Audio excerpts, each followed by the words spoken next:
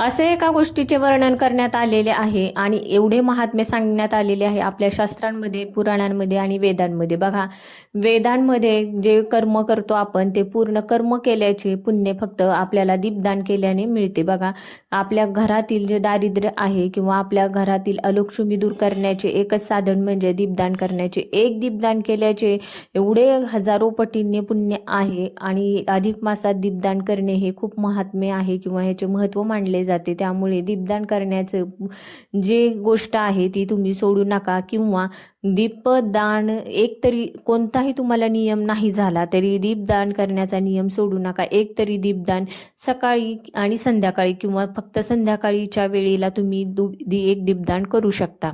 योग, भोग, संतती, संपत्ती, लक्ष्मी किंवा व्यापाऱ्यांना व्यापार वृद्धी हवी असेल, बिझनेसमॅनला बिझनेसमध्ये वृद्धी हवी असेल किंवा जे विद्यार्थी आहेत त्यांना, जे कमजोर आहेत स्वतःच्या अभ्यासामध्ये, अशा विद्यार्थ्यांनी, गृहिणींनी ज्यांना संतती हवी असेल किंवा संपत्ती हवी असेल, घरात ज्या गृहिणींना असं वाटतं की आपल्या घरात लक्ष्मीचा वावर असावा, अशांनी दीपदान करणे खूप आवश्यक मानले जाते आणि याचे महात्म्य खूप आहे. बघा, पैसा हा आयुष्यभर टिकत नाही किंवा कधी येईल किंवा कधी जाईल याची आपल्याला निश्चितता नसते. पण जे पुण्यकर्म असतात किंवा जे आपण चांगली कामे करतो ते युग आणि युग अक्षय आपल्या सोबत राहतात किंवा जन्मोजन्मी आपल्या सोबत राहतात आणि याच्यावरूनच आपला पुढचा जन्म देखील ठरलेला असतो. बघा, ज्यांना मोक्ष हवा असेल त्यांनीही दीपदान करावे, ज्यांना व्यापार वृद्धी हवी असेल त्यांनीही दीपदान करावे, विद्यार्थ्यांनी दीपदान करावे किंवा घरातील ज्या गृहिणी आहेत त्यांनी दीपदान करावे. एवढे दीपदानाचे महत्त्व आहे. वेदांमध्ये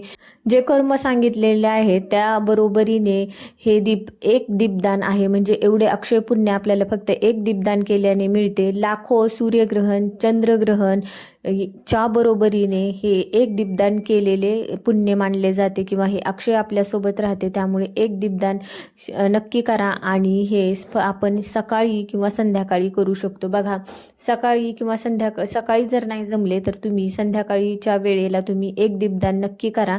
आता हे दीपदान कसे करायचे, तर तुम्ही जर तुपाचा दिवा लावत असाल किंवा तुपाचे दीपदान करत असाल तर काय करायचं, एक दीप हातात घ्यायचा आहे आणि श्रीकृष्ण भगवंतांना ओवाळायचं आहे आणि ओवाळताना हे दीपदान करताना म्हणायचं आहे, प्रार्थना करायची आहे देवाला, हे भगवंत, जे तुम्ही वेदांमध्ये किंवा शास्त्रांमध्ये, पुराणांमध्ये दीपदानाचे महत्त्व सांगितले आहे त्या पद्धतीने मी तुम्हाला दीपदान करत आहे आणि हे तुम्ही स्वीकार करा, तुम्ही स्वीकार करा, तुम्ही स्वीकार करा.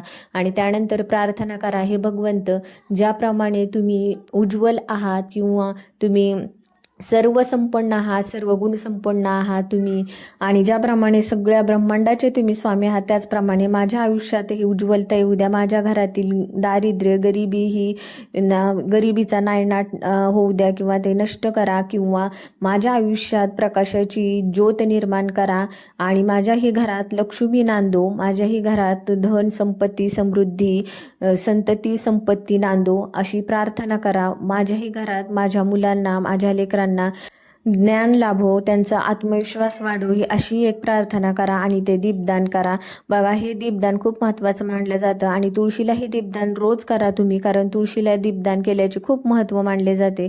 आणि तुळशीला दीपदान करत असताना बघा, एक तुपाचा दिवा लावा आणि तुळशीलाही अशीच प्रार्थना करा. आणि जर तुम्हाला वाटत असेल खूप दारिद्र्य, म्हणजे याच्या आधी पण मी तुम्हाला आधीच्या व्हिडिओमध्ये सांगितले की बघा, घरात जर खूपच दारिद्र्य असेल किंवा पैसा आला तरी टिकत नसेल, अलक्ष्मीचा वास असेल आणि लक्ष्मीचा वास नसेल, किती पैसा आला तर त्याला आधीच वाटा फुटलेले असतात, तर त्यासाठी तुम्हाला तुपाचा दिवा रोज तुळशीला लावायचा आहे आणि 108 प्रदक्षिणा घालायच्या आहेत. जर रोज नाही जमलं तर तुम्हाला अमावस्या, पौर्णिमा आणि एकादशीला ही गोष्ट नक्की करा, कारण बऱ्याच गोष्टी बदलतात असे केल्याने आणि घरात सात्विकता नांदते आणि घरात जे काही आपली निगेटिव्हिटी घरातील असते ती निघून जाते आणि घरात लक्ष्मीचा वावर चालू होतो. तर या प्रकारे तुम्हाला दीपदान करायचे आहे. आणि बघा, हे दीपदानाचं महत्त्व अतिशय उत्तमरित्या वेदांमध्ये सांगितलेले आहे. त्यामुळे दीपदान करण्याचा नक्की प्रयत्न करा. बघा, आपले आयुष्य अनप्रेडिक्टेबल आहे, म्हणजे आपल्याला काहीच माहिती नसतं की पुढे काय होणार आहे किंवा आपल्यासोबत काय घडणार आहे. त्यामुळे पुण्याचा संचय करा. बघा, पैसा कितीही आला तरी तो प्रत्येक वेळी कामी येईलच असे नाही. त्यामुळे जे काही पुण्यकर्म करा, चांगले कर्म करा, चांगले कामं करा, जेणेकरून हाच पुण्याचा संचय जो आहे तो आपल्या वाईट वेळेत किंवा भविष्यात आपल्या कामी येत असतो. त्यामुळे बघा, नामजप तर खूप महत्त्वाचे आहे. कलियुग बस नाम आधारा असे म्हणतात. आणि बघा, जे होईल तेवढा अधिक मासात जप करण्याचा प्रयत्न करा. आणि ह्याच सगळ्या गोष्टी आपल्या सोबत येणार आहेत, बाकी काही सोबत येणार नाही. जेवढं तुम्ही देवाची भक्ती कराल आणि देवाचं नामजप कराल, हाच संचय आपल्या सोबत येणार आहे, बाकी काहीच येणार नाही.